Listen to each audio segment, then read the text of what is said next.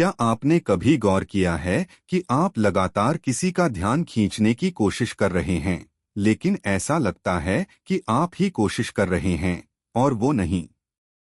यह बहुत थका देने वाला होता है। आप हमेशा पहल करते हैं, मैसेज करते हैं, पहल करते हैं, लेकिन प्रतिक्रिया बहुत कम मिलती है। समय के साथ यह एक बोझ बन जाता है और संदेह पैदा होता है, क्या उन्हें आपकी जरूरत भी है? मनोवैज्ञानिक कहते हैं कि लगातार ध्यान आकर्षित करने की कोशिश अक्सर उल्टा असर करती है। मेलमिलाप बनाने के बजाय लोग दबाव, थकान और चिड़चिड़ापन महसूस करते हैं। लेकिन एक और ज्यादा समझदार तरीका है जो सब कुछ बदल देता है।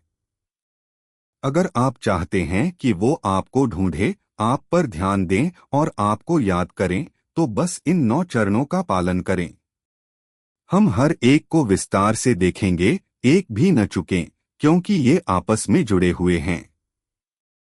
इससे पहले कि हम समाधान पर आगे बढ़े, यह समझना जरूरी है, हम इतनी बेसब्री से ध्यान क्यों चाहते हैं। अक्सर यह डर की वजह से होता है। भुला दिए जाने, ठुकराए जाने और अनचाहे हो जाने के डर से। हम सोचते हैं कि अगर हम उन्हें अपनी याद नहीं दिलाएंगे, अगर हम अपनी योग्यता साबित नहीं करेंगे, तो वे हमें भूल जाएंगे। हम उनके लिए मौजूद रहने की कोशिश करते हैं, उनकी रुचियों में रुचि लेते हैं, कभी कभी उनके जीवन का हिस्सा बने रहने के लिए अपनी इच्छाओं का त्याग भी कर देते हैं। लेकिन विडंबना यह है कि अक्सर यही बात उन्हें नापसंद आती है। हम चिपके रहने लगते हैं और निर्भर लगने लगते हैं, और इससे सहानुभूति नहीं जगती। इसलिए रुकना और अपना नजरिया बदलना जरूरी है। पहला कदम, उनका पीछा करना बंद करें। यह मुश्किल लग सकता है, खासकर अगर आप भावनात्मक रूप से जुड़े हुए हैं, लेकिन यह जरूरी है। पहले मैसेज न करें, हर समय उनके साथ रहने की कोशिश न करें, सिर्फ उन्हें खुश करने के लिए कुछ भी न करें। उन्हें जगह दें। उन्हें अपनी अनुपस्थिति का एहसास होने दें। अभी वे आपको हमेशा उनके साथ रहने वाले के रूप में देख सकते हैं। इसे बदलने की जरूरत है। उन्हें आपको एक आत्मविश्वासी, आत्मनिर्भर व्यक्ति के रूप में देखने दें, जो उनके बिना भी खुश रह सकता है। दूसरा कदम, अपनी भावनाओं की जिम्मेदारी लें। जब हम प्यार में पड़ते हैं, तो हम अक्सर किसी और को अपने मूड पर नियंत्रण करने देते हैं। वह खुशी से जवाब देता है, लेकिन दर्द को नजरअंदाज कर देता है। लेकिन सच तो यह है कि आपकी भावनाएं आपके नियंत्रण में होती हैं। बिना किसी की मंजूरी के जिंदगी का आनंद लेना सीखें। इसका मतलब यह नहीं कि आपको तनाव नहीं होगा, बल्कि आप इससे उबरना सीखेंगे। और जो व्यक्ति आपकी भावनात्मक दृढ़ता को देखता है, वह आपकी कद्र करने लगता है। यह दुर्लभता का नियम है, जो दुर्लभ है वह हमेशा ज्यादा मूल्यवान होता है। तीसरा चरण, अपने सिद्धांतों पर जिए। ईमानदारी सबसे आकर्षक गुणों में से एक है। जब आप अपने और अपने विश्वासों के प्रति सच्चे होते हैं, तो यह साफ दिखाई देता है। लोग आपकी आंतरिक शक्ति को महसूस करते हैं।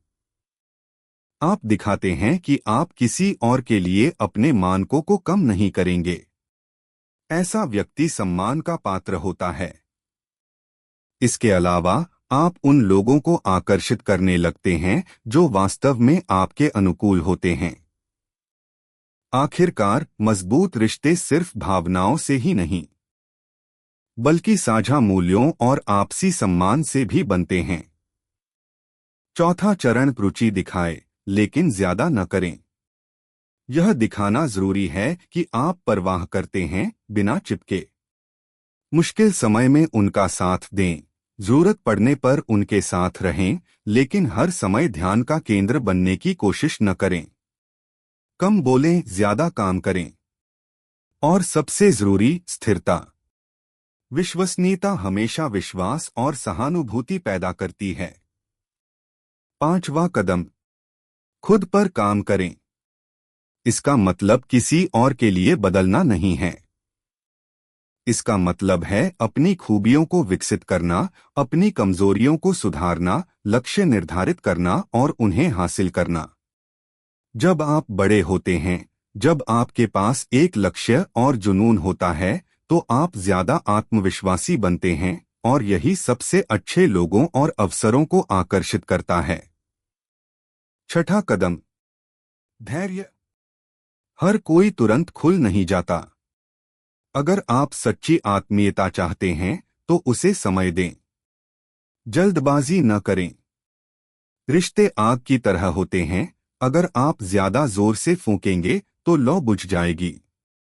धैर्य परिपक्वता है और परिपक्वता हमेशा आकर्षक होती है। 7वां कदम, हर बात को व्यक्तिगत रूप से न लें। अगर कोई चुप है या दूरी बनाए हुए है तो इसका मतलब हमेशा आपके बारे में नहीं होता। हो सकता है कि वे समस्याओं, तनाव या अपनी आंतरिक समस्याओं का सामना कर रहे हों। उनके व्यवहार को अपने मूल्य से न जोड़े। दूसरों की प्रतिक्रियाओं को अपने आत्ममूल्य का पैमाना न बनाएं। अपनी जिंदगी में आगे बढ़े। 8वां कदम, यह स्पष्ट करें कि दूसरे आप में रुचि रखते हैं। यह सामाजिक प्रमाण प्रभाव के कारण काम करता है। जब वह दूसरों को आपकी प्रशंसा करते देखता है तो वह पूछता है, मुझ में क्या कमी है। जानबूझकर ईर्ष्या भड़काने की जरूरत नहीं है, बस एक पूर्ण संतुष्टिदायक जीवन जिए। लोगों से मिलें जुले, हंसें, वह करें जो आपको पसंद है। उन्हें यह एहसास दिलाए कि आप उनके बिना खुश हैं। और अंत में 9वां कदम, दूर जाने के लिए तैयार रहें। यह आपके आत्ममूल्य की अंतिम परीक्षा है। हाँ, यह डरावना है, खासकर अगर आप किसी से जुड़े हुए हैं। लेकिन अगर आपकी कदर नहीं की जाती है तो आपको दूर जाने का पूरा अधिकार है। और यही आपकी कीमत बढ़ाता है।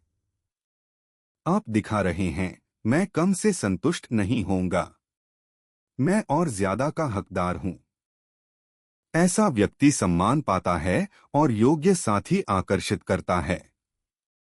और अंत में याद रखें, इधर-उधर भाग-दौड़ करके ध्यान आकर्षित करने की कोशिश न करें। यह काम नहीं करता।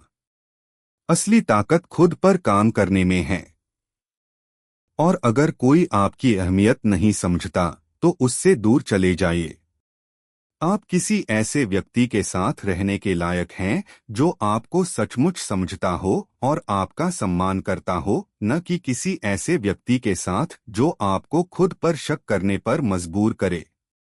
अगर यह वीडियो मददगार रहा तो चैनल को सब्सक्राइब करें और बाकी वीडियो भी देखें। देखने के लिए शुक्रिया।